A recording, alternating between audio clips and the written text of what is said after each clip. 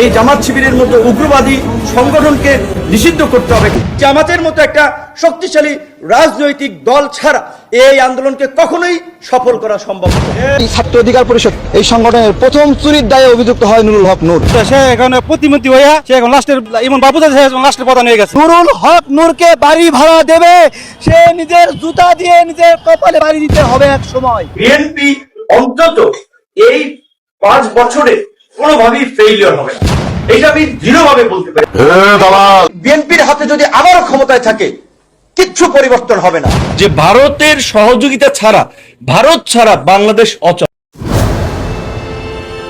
যে ভারতের সহযোগিতা ছাড়া, ভারত ছাড়া বাংলাদেশ অচল। কারণ ভারতকে আমরা কখনো ছাড়তে পারবো না, আমাদের প্রতিবেশী দেশ, এড়াতে পারবো না।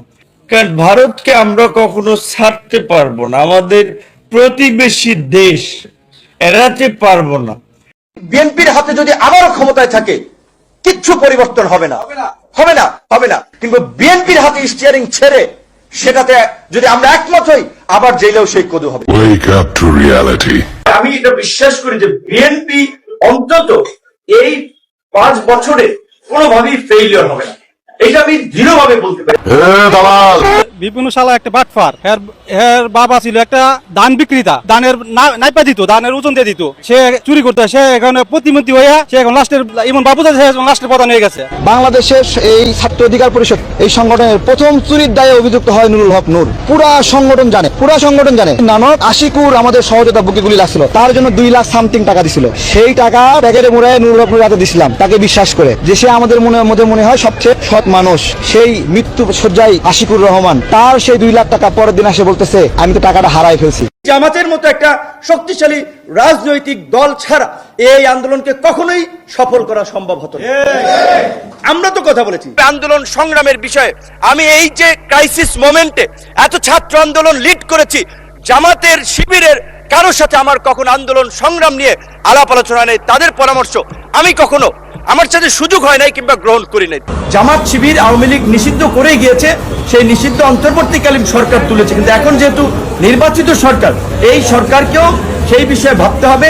প্রয়োজনে রাজনৈতিক ঐক্যমত্য তৈরি করে এই জামাত শিবিরের মতো উগ্রবাদী সংগঠনকে নিষিদ্ধ করতে হবে। আমরা এখন নতুন করে শুনতেছি যে মানে আওয়ামী লীগ তো আমাদেরকে নিষিদ্ধ করেই গেছে, এখন যদি বিএনপি আমাদেরকে নিষিদ্ধ করে দেয় তাহলে আমাদের কি হবে? তা আমরাও বলি আমাদের নিষিদ্ধ করলে কি হবে ওইটা পরে দেখেন, আগে দেখেন যারা আমাদের নিষিদ্ধ করেছিল তাদের কি হয়েছে।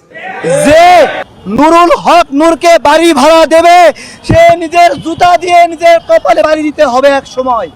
যে আমি কি ভুল করলাম, এই নুরা পাগলা তো এখন নিজেই নিজের বাড়ির মালিক হয়ে গেছে, করবেনি নিজেই নিজের কপালে জুতার বাড়ি দিবে। যে ভাড়াটি যে জামাত ইসলামীকে আমি প্রথমত আমি একটা আহ্বান জানাবো যে তাদের এই ইসলাম নাম থেকে ইসলাম শব্দ পরিবর্তন করা, কারণ তারা ইসলামের সবচেয়ে ক্ষতি করছে, ইসলামের লেবাস ব্যবহার করে।